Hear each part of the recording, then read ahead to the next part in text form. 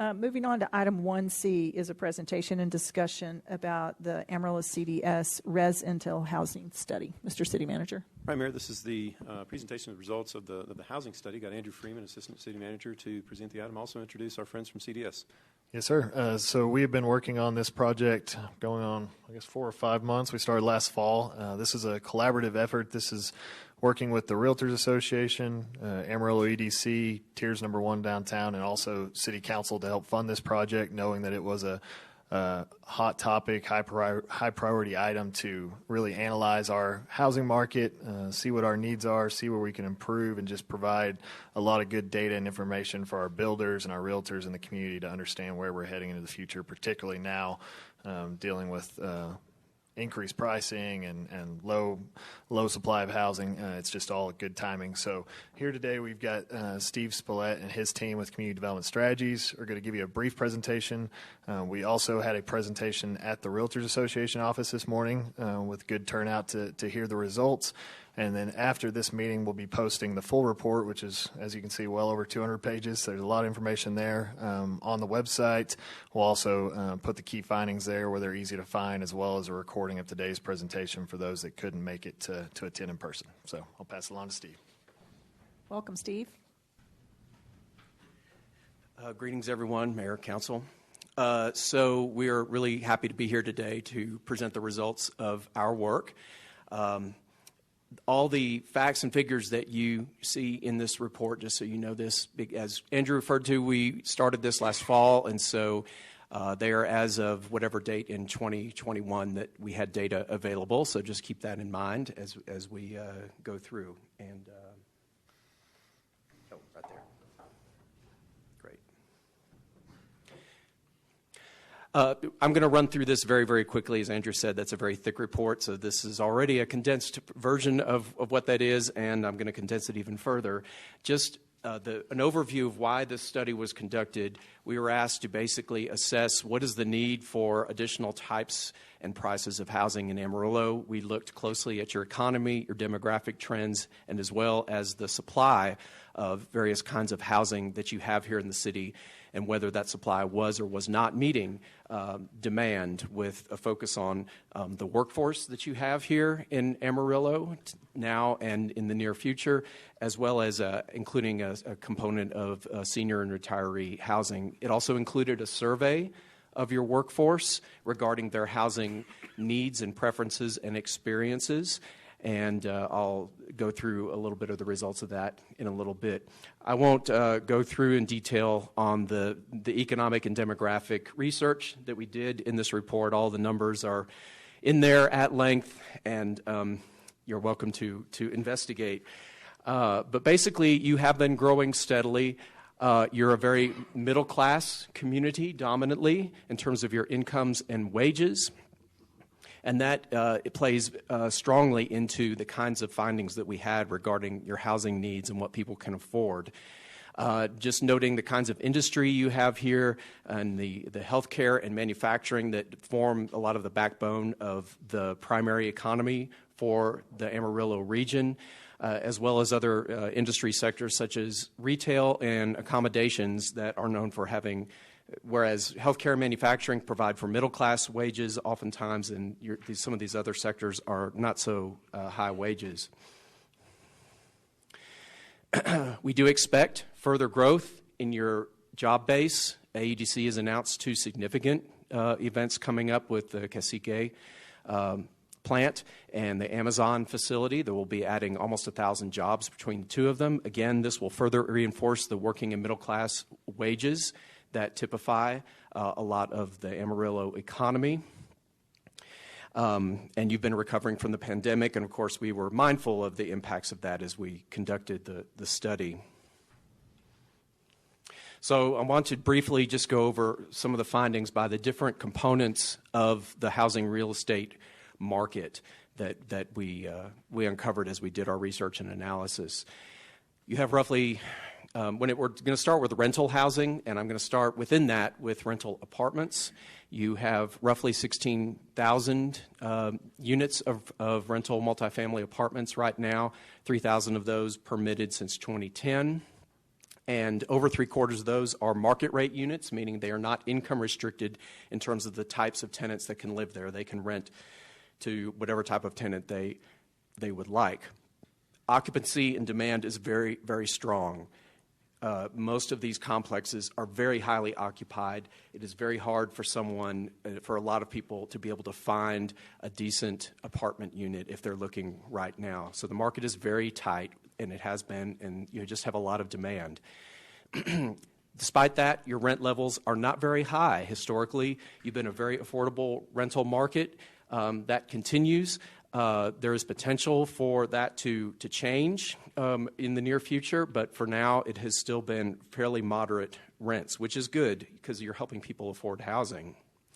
You do have one complex under construction right now. Also want to note that you do have of the units that are not market rate, the remainder are what we call income restricted. That means subsidized or otherwise assisted in some way. They're basically serving low to moderate income populations and restricted to serving those. You do have over 12,000 households in the Amarillo area that are estimated to be housing cost burdened, meaning that they spend at least 30% of their gross income on direct housing costs. And the vast majority of those are people who earn under $35,000 a year. That said, you have under 3,000 income restricted units. So there's still likely a need that you need more income restricted units to help serve this population, a lot of which is working. They are, for the most part, working people, but their incomes are very low, and they are still housing cost burdened in terms of the rents that they have to pay as a share of their income. And it's also important to preserve, even for those making over $35,000 a year, the housing that is serving them, the rental housing, because you don't want the share of cost-burdened households for those folks to rise any more than it is. And it's reasonably low right now, but you don't want it going up. What is that acronym? NOAA. NOAA is an acronym, and you'll see other acronyms. If you have any questions, please stop me and ask. It means naturally occurring affordable housing. That means basically housing that is not subsidized or restricted to serving people of lower to moderate incomes. It's just perhaps older apartment complexes or older homes that are priced low enough that people who are in low to moderate income ranges can afford them reasonably. We also looked at the other main component of your rental market is single-family rentals or non-apartment rentals, most of which are single-family homes. Strong demand for that as well. Vacant units do not stay vacant at all. You do get premium rents for well-located and homes in good condition, but still the rents here for most units are not terribly high. So rental market-wise overall, you have a very, very tight market, but it has not gotten too expensive yet. We do think that based on the current tightness of your rental market supply, as well as the expected job growth, and again, those sort of moderate to middle wage ranges, that you could accommodate here in the next few years demand for at least 500 additional apartment units. We wouldn't recommend building all those at once. You basically do it complex by complex, where you get one complex fully leased up, the next one then can come online. But we do think about 500 more units in the near future would be reasonable, as well as the potential for new, what we call low-density rental clusters. These are groups of, they could be townhomes or duplexes or even single-family detached homes on smaller lots that all have some little yard space, and we think there's a good opportunity here. And you can probably get actually a little bit higher rents for those because a lot of those are serving folks, and we'll talk about the for-sale housing here in a minute, but because of your for-sale market, that's the kind of options that people are looking at if they're not able to buy a house right now. And a lot of those can also happen on infill sites in your urban core areas, so we're not talking about just suburban edge sites. These could happen on redevelopment or other vacant sites in the middle of the city. Moving to for-sale housing, the big story here is that this is an area, unlike the rental market, this is an area where prices have changed a whole lot, and especially since the pandemic. I just want to call your attention to a statistic about homes, the share of homes that sold under $125,000. In 2011, that was almost half the market. By the year-to-date 2021 statistics that we were using, it was down to 17%. So all of those lower price ranges are dramatically shrinking as a share of your market. And this is very important because of those middle class and moderate wage levels and incomes that dominate your workforce here. You know, a lot of these homes are sort of what's traditionally been available for first-time home buyers, making those kinds of wages and incomes. Right now, as prices have been moving up, you've had an increasing role of retirees or passive income, more affluent households, and remote workers who are increasingly driving the market and helping push prices up, rather than perhaps the core of your workforce driving the market. And this just shows that what's been happening to the median home price. It's gone from less than $150,000 back in 2011 to over it's $215,000 as of last year, and we don't have the most current statistic, but I mean, this is a pretty dramatic change, and again, especially since May of 2020, when all around the nation home prices started rising dramatically. So that talks a lot about the existing home market. We looked a lot also at the new home market and what prices were for newly built homes and what it cost to build homes. The bad news is that land costs, development costs, and vertical construction costs are all going up. This is all, this is a function of a lot of different factors such as supply chain and labor availability and other factors. So it's harder and harder to build homes that in price ranges that are traditionally affordable to your core workforce market. Finished lot prices to builders have been going up a lot. It's very hard to get new homes on the ground now under $200,000, and in fact, $200,000 is even pretty much at the low end of what you can really build new detached single-family homes for. I want to note that in a model, we modeled, as we do in all these studies, under an FHA mortgage, what would the median household income be able to afford if it was their first-time purchase under an FHA mortgage with 3.5% down, and that price of home would be $175,000. So your prices are already moving well past that at this point. We do think, based on the lot supply that for which we were able to get data in terms of planned and lots under development, that you're going to be able to adequately serve your more affluent home buyers. We think there's going to be a reasonable supply of lots for homes that are $250,000 and up. But your main challenge is going to be being able to serve those, especially first-time workforce home buyers that need homes in the $175,000 to $250,000 range. And it's just really hard to even build a home for $175,000 at this point. So we're mostly talking about the low 200s. You do have, again, some of those older homes that may be at the low end of the price scale, but if you are getting an FHA or VA mortgage, they require an inspection, and a lot of those homes are not likely to pass inspection, and thus they wouldn't be really eligible for that kind of purchase. So this is a pressing situation at this point. Some of the findings that we have regarding what we've seen of your existing and new home market, for sale market, is that the community needs to better capitalize on infill sites where infrastructure already exists and you already have developed lots. Maybe it's tear down homes or just other opportunities in your older areas, because in this case you're not having to build everything from scratch. There's also measures that can be taken to reduce the cost when you are building on the edge of town in what we call a greenfield. There's ways to reduce finished lot costs that go to builders that will help reduce the price of the home. And another way that builders have been trying to deal with this issue around Texas and the nation is actually building smaller homes than they had, because that helps reduce the cost to the core markets that they're trying to serve. Just a note on the survey that we conducted that went out through the employers to their employees. We had over 1,000 respondents. Sample slightly skewed towards higher income and higher education workers, as well as those that have children in the home. That's actually a minority share of households in Amarillo. Main findings is that people here are used to not spending that much for housing, and so there's going to be some consumer education required about the realities of the market here going forward. Over half the respondents said they're not willing to spend more than $1,500 a month in direct housing costs, and that may have to change. There is strong recognition amongst the people who answered the survey that there is a need to provide housing, rental and or for sale, that serves that middle class, first-time workforce buyer market. So that's not something that is news to people, or they are predisposed to want to see more of that in the community because they know that's needed.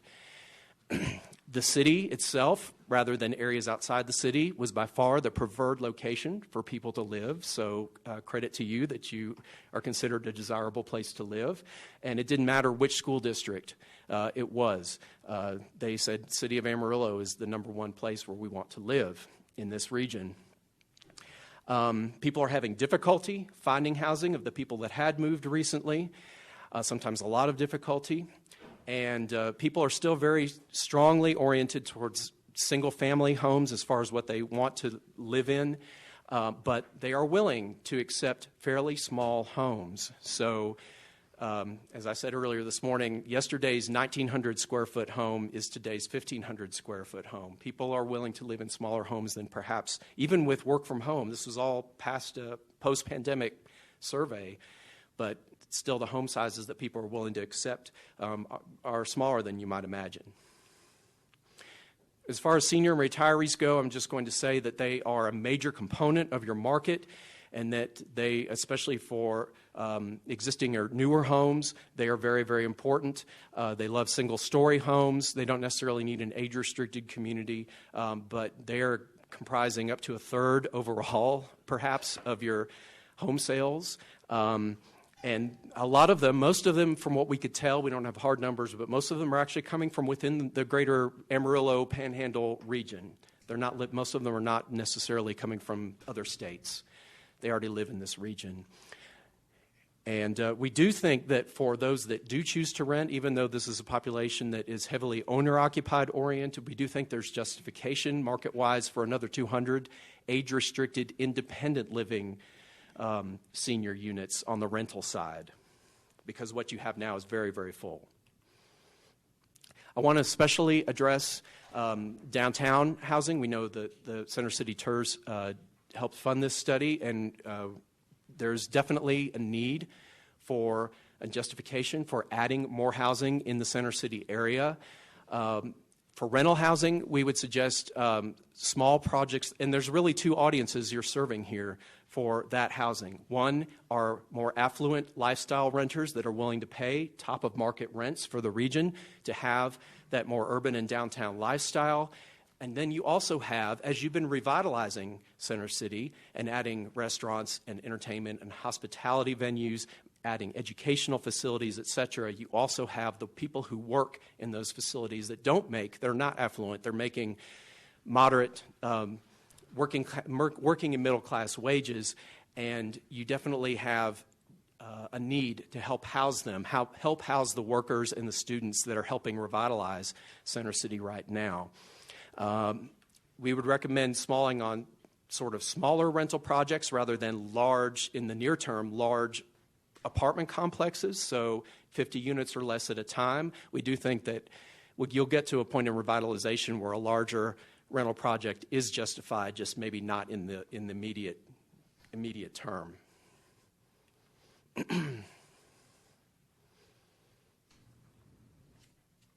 we go. On the for sale side, smaller increments of 10 to 15 units at a time. Condos is one type of housing that serves that market. You do have to consider that there's usually condo fees associated with that, so that factors into affordability, and those are going to be best located in your most happening, walkable areas where the most is going on. But then there's also, as kind of I referred to earlier, attached or small lot detached single-family for-sale homes that can infill on opportunity sites, both in the core of Center City and in some of the areas maybe elsewhere in the urban core that are very close. And trying to keep prices under $400,000 for those kinds of units. So I want to finish and perhaps emphasize some of the strategic recommendations that came out of our findings. And because you're in the situation where as housing development costs and housing prices, especially for sale housing, but it will probably start coming for your rental housing as well, it's going up so much, and it's really outpacing where the incomes and wages of your workforce are at. So you really need to find ways to try to continue to produce housing that can be attainable for those folks.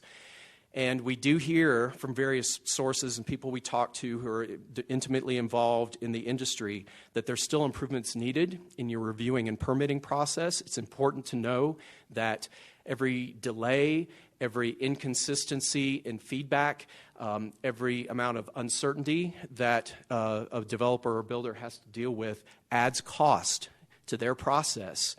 And that cost ultimately has to be put into the price of the home. So you need to continue to work on improving your review and permitting process to make that as efficient as possible and adding as few unnecessary costs as possible in that regard, so that that is as minimal a component as possible for delivering new housing. We would also recommend increasing the housing types and sizes that are available by right under your regulations in more areas of the city, shrinking the minimum lot sizes for your single family.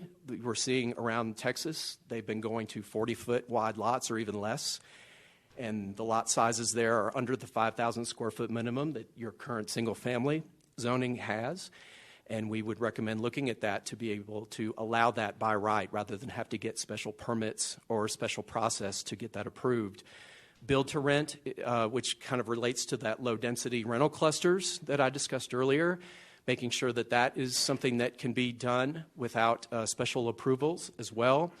Making sure that an urban infill and urban core locations, center city and adjacent areas, that you're not having regulations that inhibit the ability to develop that housing, especially on redevelopment or other vacant sites that are not producing for you right now, and that the kinds of housing that might go into those places like townhomes, small lot single family, accessory dwelling units, and vertical mixed use don't have any regulatory barriers. In greenfield sites, mitigate the costs of new public infrastructure like the streets, water and sewer lines, and similar public infrastructure. Around Texas, a variety of ways are used to do this, where you can mitigate or help lift the cost burden from the developer so that they can deliver finished lots at a cheaper cost and thus have cheaper homes built on that land, special financing districts. Some communities have used Chapter 380 agreements for this. Reimbursing developers for the public infrastructure, et cetera, is an important method. This is all being done in other locations in Texas. And the infill, this is very important. You have a lot of opportunity in the northern half and the older areas of your city to add housing on sites that are vacant or where you have tear-down houses, and other sites where the infrastructure may exist. Maybe it perhaps needs to be rehabbed to some extent. We would recommend that if infrastructure improvements are needed to facilitate that kind of infill housing, that not be the burden of a developer or a builder, because these are your best sites for delivering new homes at an affordable price that would be more attainable to that core workforce, is where you've already got some of that infrastructure built. And so looking at ways to improve in areas where you have a lot of that opportunity, improve if rehab is needed of water and sewer or other infrastructure facilities through your CIP, through a TIRZ or a Chapter 380 agreement, finding ways to lift or mitigate that burden from a developer or builder. And other incentives can be provided that will help encourage either new housing to be built in these areas or to rehab existing housing. You can use neighborhood empowerment zones. You can have community partnerships where you're working with CDCs or other community organizations to help with this. Sometimes federal funds can be brought to bear, although they tend to have a lot of restrictions on the the ultimate occupants of the house in terms of the income levels and other restrictions. But there's multiple ways of dealing with that. And so we think that this building new infill housing and rehabbing your existing housing can play an important role in providing the needed housing supply for your local workforce. And our last major strategic recommendation is that in Center City, you don't need to financially necessarily incentivize high-end new housing, but for that second group, that the workers, the service workers and hospitality workers, the students and so on, that will probably need some kind of assistance if we're building new housing for them. And there's other various ways of potentially doing that. The TIRZ can fund affordable housing that's allowed by state law. Low-income tax credits are a federal program, and in Texas we also have public facility corporations that can help provide that as well, although you have to look to see whether that would be compatible with a TIRZ, since it involves removing a property from the tax rolls.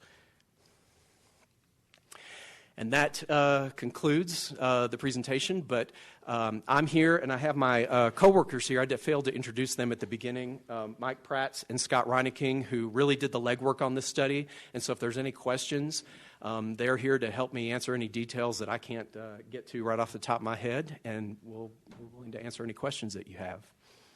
Thank you, Steve. Council, do you have questions for our consultants? I've got one question. While you've been working on this study, we've been going for 2 or 3 years updating our zoning. And I don't know if you've kept up any with that, where you suggested smaller houses, smaller lots. Have you reviewed any of the zoning that we're considering? We did look at least the zoning you have in place now. And that's part of the reason for including that comment in the presentation, is that in your R3 zoning, I believe, the minimum lot size is 5,000 square feet. And in other areas of the state, as I mentioned, developers and builders are starting to go smaller than that in order to be able to provide houses at a more reasonable price. Aren't we getting rid of the R3 and putting R2 and R3 together? Did I miss this other way around? That's correct.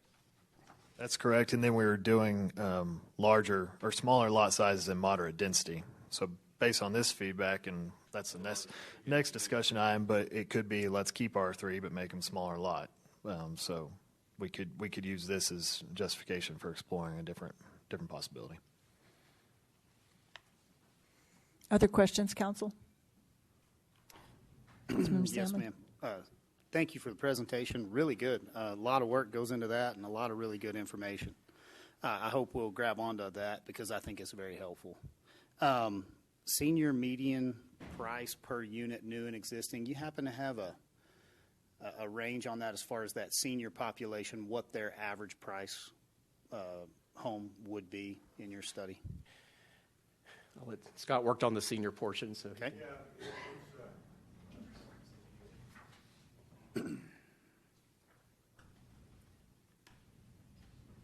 We can get numbers of this. Well, generally,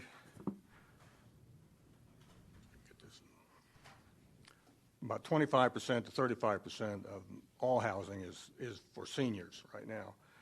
However, what exactly was the question you wanted to know? How? So I'm curious if it makes up, almost a third of our buyers, right, in let's just take it as a construction item. We're trying to build to suit that population. Do we have an average price per median that we would target? Are these seniors looking for $250 or $500 on average? It says that the senior market basically is looking for a deal as far as they're concerned. They do not like to leave their houses, but when they find out that their house is too big, getting too old, whatever, then they start looking for other alternatives. And they're pretty much like anybody else. They don't have the income as younger people have, but they have wealth that they use. So they can do a lot with it. They buy a lot of houses here in cash. They buy a lot of them with large down payments. So it's really not a problem. But they're not going to say, well, some of them will, but they're not, for the most part, going to say, yeah, I want a $500,000 house. they're moving from a house, which the market is really favoring them right now. They have larger houses, and even some of them that have problems with upkeep, that kind of thing, they're starting to deteriorate. But the market coming up and is buying these houses now. They don't care they're that way. They'll take care of it. So seniors are in an excellent position, but they're not going to go out on a limb, when they're going into the retirement type situation and say, okay, I got to have a really Taj Mahal here that I'm going to do. So I would say they're going to be in that mid-range, probably $230,000 to $300,000 would be a good price for them. Now, we do know at the Vineyards, who basically right now has about 50% senior in there, those are going even higher than that. But the people, and a lot of them are from Potter County, from smaller communities coming in to that area, on the north side, obviously. And, they're very happy with them because they have the various attributes to the house. They're single story. They're very low maintenance. They have wide streets. They have block fences instead of wood fences. So they're just very happy there. Plus, they have quick access to all the medical facilities, which is obviously a key role that they have. Thank you, Scott. Thank you very much. Very That's helpful. Thank informative. you.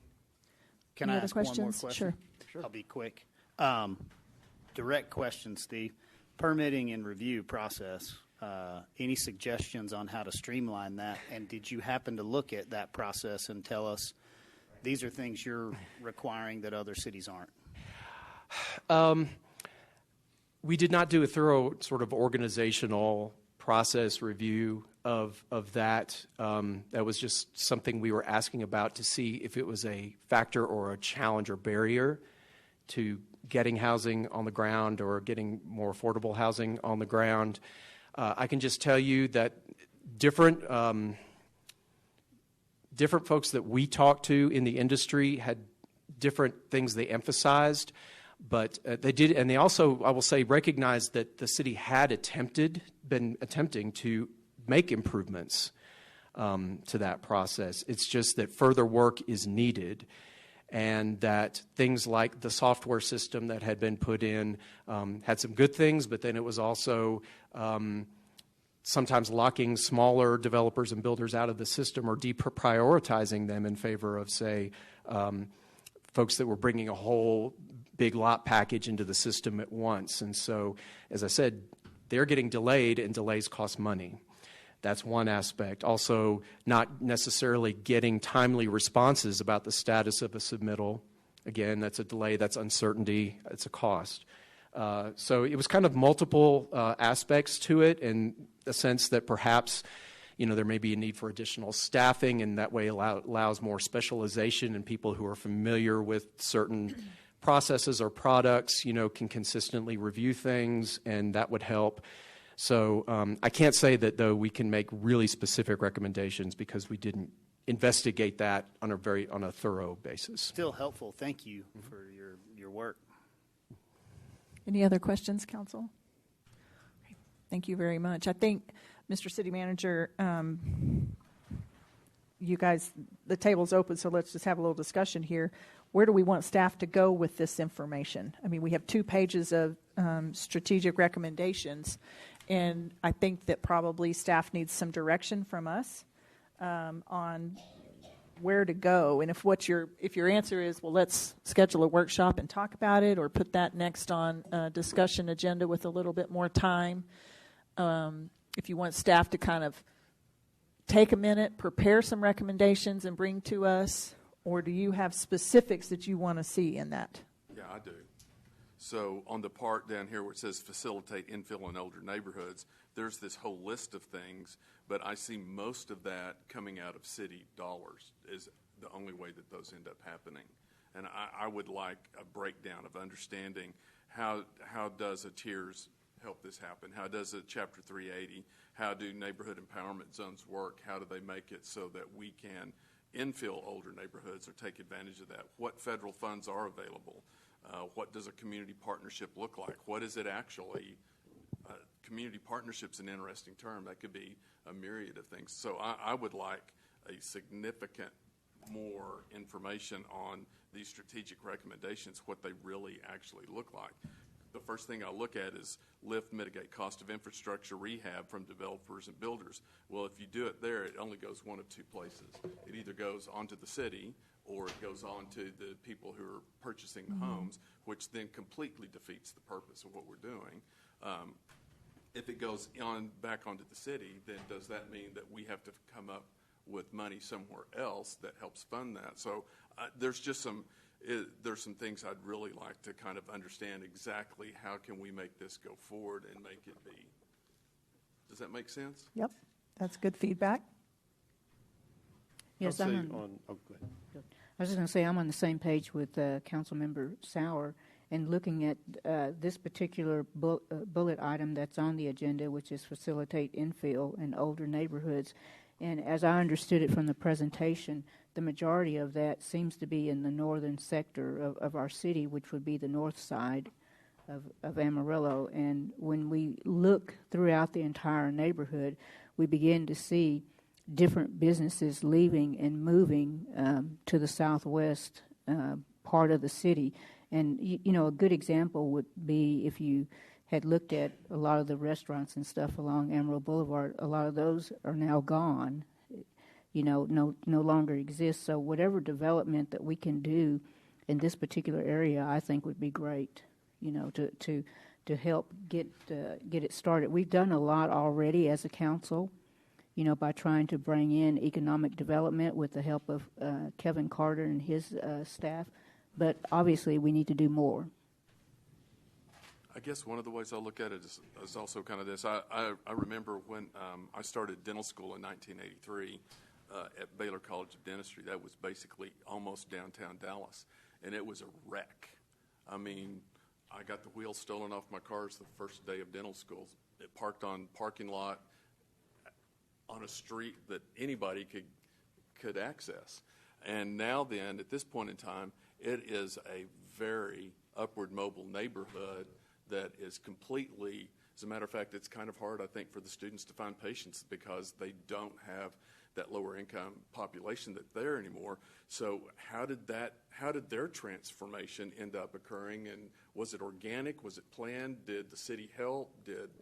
What kind of things happened that we can help the different neighborhoods make that transformation? I mean, I'm open to looking at those things, but I'd really like some ideas of what this really looks like. There's no shame in cloning a successful program. Right. That's what you're saying, yeah. Jared, do you have? I'm sorry, just a moment. Actually, we don't take from the audience, so if you want to follow up with a question afterwards, that'd be awesome. Okay. Okay. Jared, comments or questions? We can follow up with another discussion item to talk about all this. I will say that the vast majority of this is being, I'm not saying is being addressed to council's preference because they're underway, but as far as the software, we're working on that with moving to a different software package. Most of the other items on here will be addressed through the Partnership for Development Progress project, zoning code rewrite, which we'll be talking about next, and we'll probably experience some delays on that. And then the comprehensive plan review process. Last time that was reviewed, I believe, was in 2010 or 2011. Is that right? Typically, when you do a zoning code, a comprehensive plan rewrite, you follow that up with a zoning code rewrite. We should have done that back in 2011, 2012, something like that, a zoning code rewrite, to take advantage of the brand new comprehensive plan. We did not do that. So we have a number of projects in front of us right now, just because they're kind of stacked up. They will address a lot of these things. And absent those projects being finished, it would be premature to touch some of them. We talk about townhomes, small lots, square footage, ADUs, accessory dwelling units, for everyone looking at that. Vertical mixed use. Those are all great types of housing. The challenge is, where do you put them? Because as you go through the zoning code rewrite, things like that, everybody in concept says ADUs are great. That's a great idea. But then they start thinking, are you going to rent them? Where are you going to put them?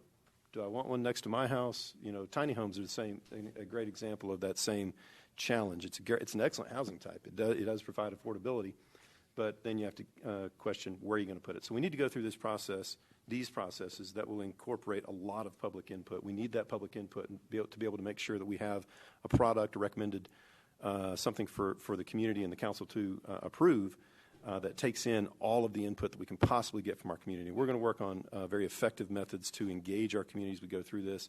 It's going to take some innovation. It's going to take some looking at new ways of engaging our community.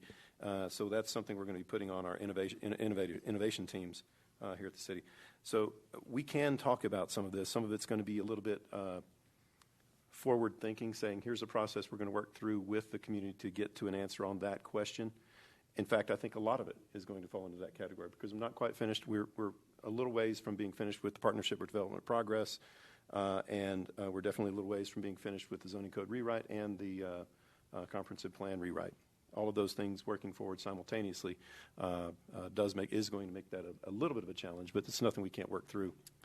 I would like to specifically ask for some time for the Partnership for Development Progress Committee to see this report, and for it to definitely not just be referenced on the side, but for them to see it, for this information to drive part of their conversations. So that's a request that I would make. And then I do think we will put this on a future agenda, a discussion item, to hear some of these things are already in the works, but I think we would like to hear from you. What on this list is already in the works? What's its progress? What's its timeline? And then how would we help them prioritize the things that aren't yet under works? And so I'd like for us to have an agenda item where we can provide that guidance. Staff is already carrying a lot of these. I know we've had some conversation about neighborhood empowerment zones, but I don't exactly know where we are on the process. So giving you guys a chance to work this, come back to us with an agenda item when you've worked through this list and said, this is what's in progress, this is its status, this is its timeline, these are the things that we've not yet prioritized. How would you like to prioritize them, council? Anybody want to add or shift that? Do you have a comment? Okay. Good? Yes, ma'am. All right. Thank you very much. We appreciate your work on this. It's going to be very helpful in steering our city. Thanks. Andrew, thank you for the work on this project, too.